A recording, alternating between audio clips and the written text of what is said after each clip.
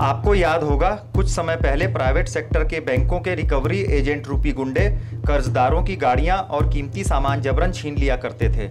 कड़े अदालती आदेशों के चलते अब यह सिलसिला तो रुक गया है, लेकिन इन बैंकों की मनमानी के कारण आज भी न जाने कितने लोग बर्बाद हो रहे हैं। ऐसी ही कहानी है NMN प्राइवेट लिमिटेड के डायरेक्टर राजीव मित्तल की।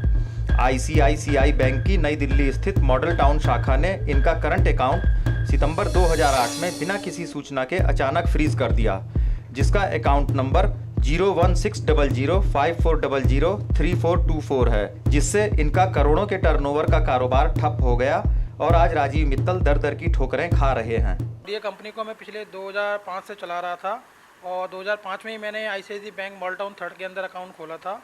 और इस अकाउंट को जब मैंने खोला था तो इस अकाउंट में अच्छी ट्रांजैक्शन को देखते हुए बैंक ने मुझे 15 लाख की OD भी मेरी कंपनी में दी कि विदाउट सिक्योरिटी मुझे दिए, और साथ में मुझे 2 गाड़ियां अकॉर्ड और होंडा अकॉर्ड और स्कॉर्पियो मेरे को फाइनेंस कराई और अच्छा खासा अकाउंट चल रहा था। मुझे भी नहीं पता कि बैंक मेरे साथ इतना बड़ा फ्रॉड करेगा। ICICI ने न सिर्फ राजीव मित्तल का खाता फ्रीज किया, बल्कि फ्रीज खाते से समूची धनराशि भी निकाल ली। और दूसरा, और इतना तो अकाउंट फ्रीज होने के बावजूद भी 29 नवंबर 2008 को बैंक ने मेरे अकाउंट से किस्तें भी चार्ज कर ली, पेनल्टी भी चार्ज कर ली। और मैं इस बात को हैरानगी मानता हूँ कि मेरा अकाउंट फ्रीज होने के बाद कैसे अकाउंट से पैसा विड्रॉ हो जाएगा जब तक कि वो डिफ्रीज ना हो।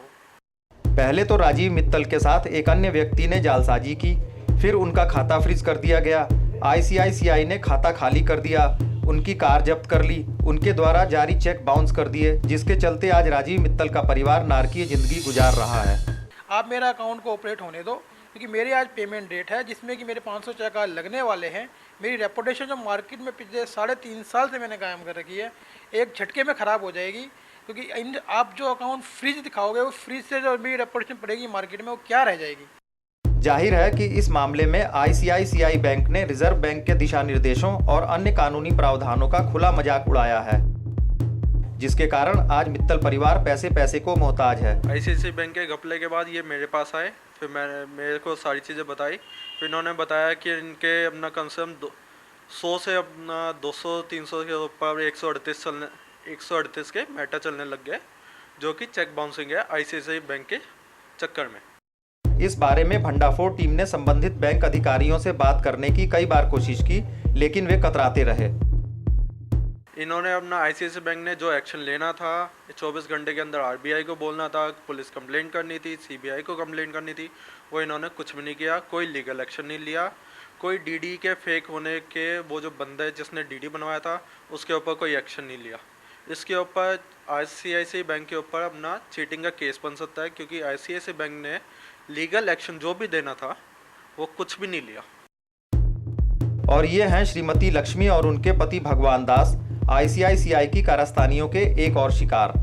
इनकी गलती यह है कि इन्होंने ICICI प्रूडेंशियल की एक बीमा पॉलिसी ले ली थी, जिसका पॉलिसी नंबर 127160007 है।